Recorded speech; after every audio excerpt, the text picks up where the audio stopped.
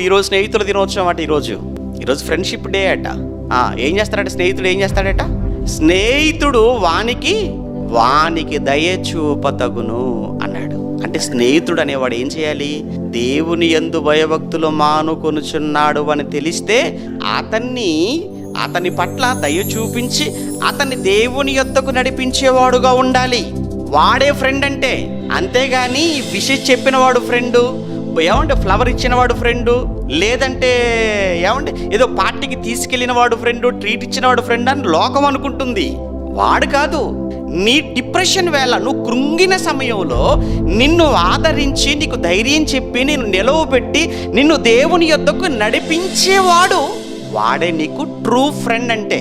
అంతేకాని వాట్సాప్లో స్టేటస్గా పెట్టుకున్నంత మాత్రాన, లేదంటే నీకు ఏదో ఒక కొటేషన్ పెట్టినంత మాత్రాన, లేదా ఫ్రెండ్షిప్ బ్యాండ్ పంపితేనో స్నేహితుడు అని లోకం అది.